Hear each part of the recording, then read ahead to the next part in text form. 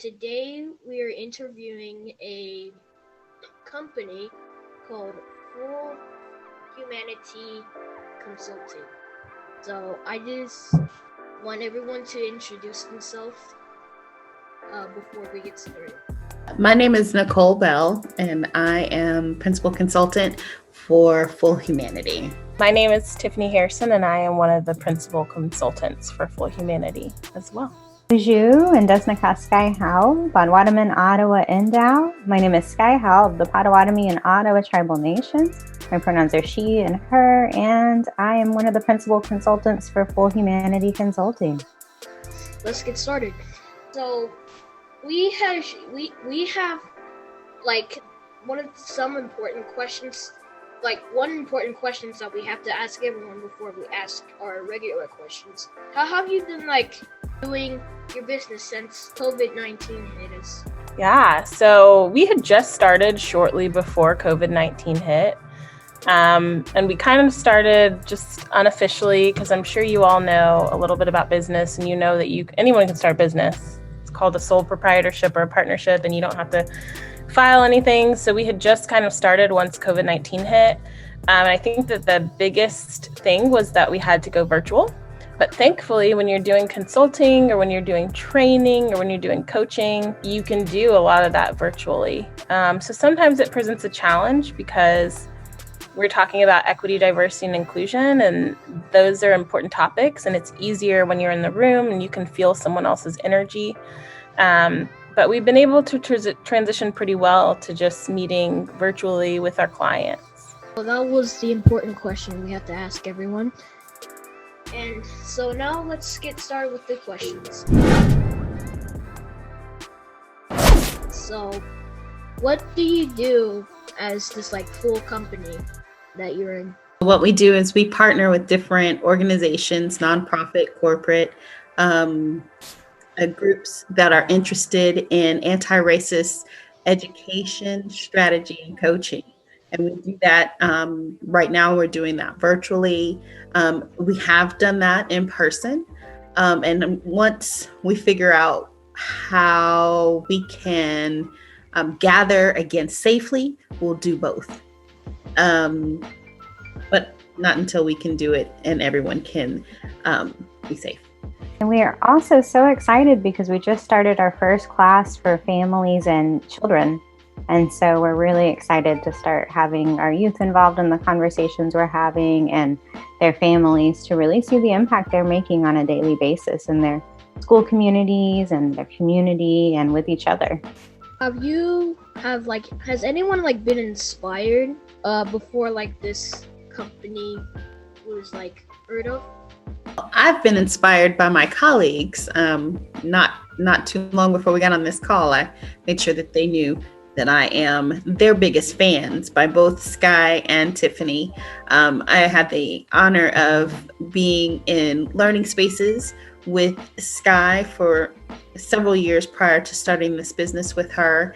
And upon first meeting Tiffany, I literally screamed out loud because I was a huge and still am a huge fan of hers. So it's really been an honor to be in business with them both. It's really truly been a dream come true. So they are two women that truly inspire me, as well as the work of so many that has come ahead of me, locally and nationally. Locally, I can say that my mentor and friend, Pam Benson Owens, is an inspiration to me. Kimberly Holiday is inspiration to me. Those are some of the women here locally that inspire me daily. Fatima Mann, just some wonderful souls that are doing the same type of work here in town. So that's some inspiration. What does one of your work days look like?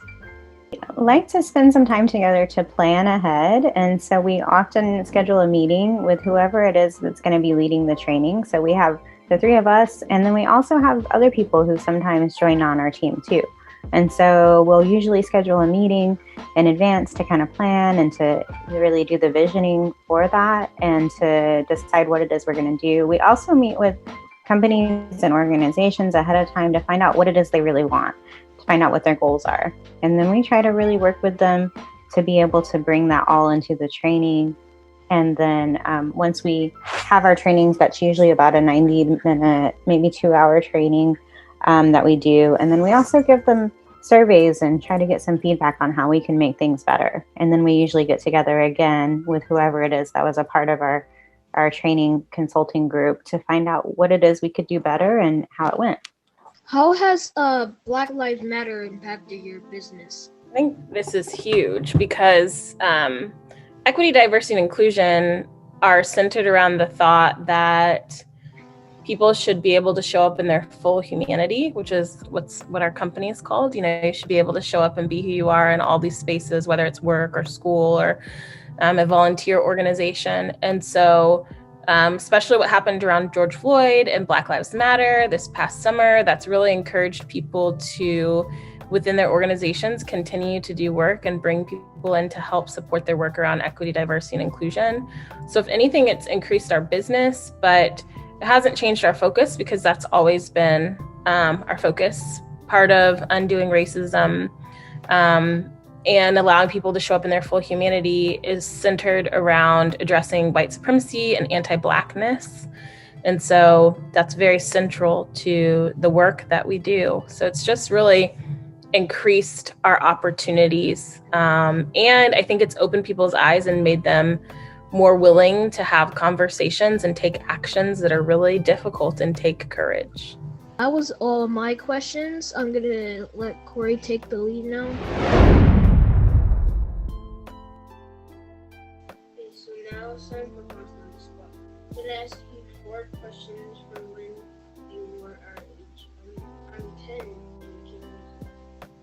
So what was your favorite childhood toy? When I was younger, my dad built me a custom dollhouse. And so it had all this tiny little furniture that he hand built, every little piece of it. It was just how he showed his love for me. So that was my favorite toy. I loved playing in that little dollhouse for hours.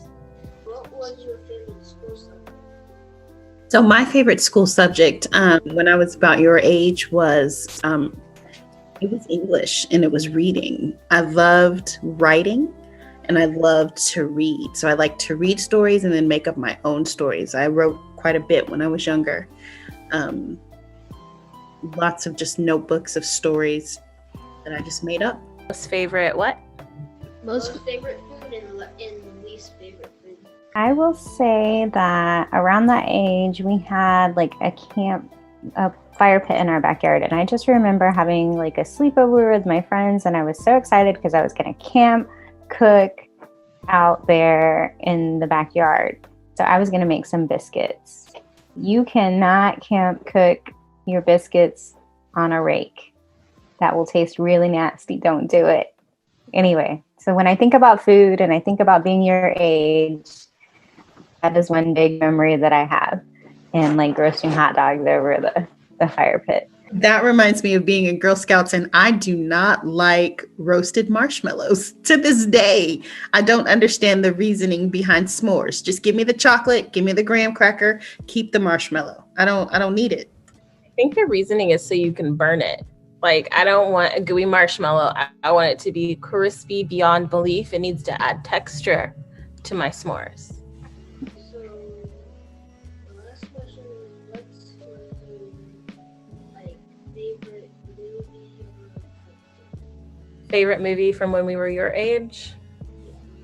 Now, don't sleep on these. I'm giving you homework. I need you to go back and watch these. But I have 3 younger siblings. I'm the oldest of both my parents' children. And we loved The Mighty Ducks, which is a hockey movie, which is funny because, you know, I grew up in Texas, so I lived nowhere near ice or hockey. We loved Mighty Ducks. We also love this movie called 3 Ninjas. And both of these were series, so they had multiples. So 3 Ninjas, such a good movie. And then the last one is this movie called Surf Ninjas. And now if I watch it as an adult, I'm sure it was so corny and probably had some bad things in it. But all of those were just so funny. And my siblings and I would stay up late at night. our dad would let us buy junk food. He'd take us to HEB and to Blockbuster. Y'all don't even know what Blockbuster is anymore. It's where you used to rent your movies. And my mom would not be really happy about the junk food. And then we'd make pallets, like the blankets on the floor and forts. And we'd sit in there, all four of us, and watch those movies. Also, Land Before Time. So like, I feel like y'all have some pretty good movies these days, but I also feel like you need to go watch some throwbacks as well. Every time we do an interview, we also give our guests a free Be Kind shirt. But we need to still make them because like we we're running low on stuff or something. But that's going to be the wrap up of the show. Be kind means do not bully others, help others, and just choose kind. Be nice. Choose kind. So that's all of our questions. My name is Kenji. And Boy. We're the Boss Brothers. Make the world a better place, and we'll see you next time.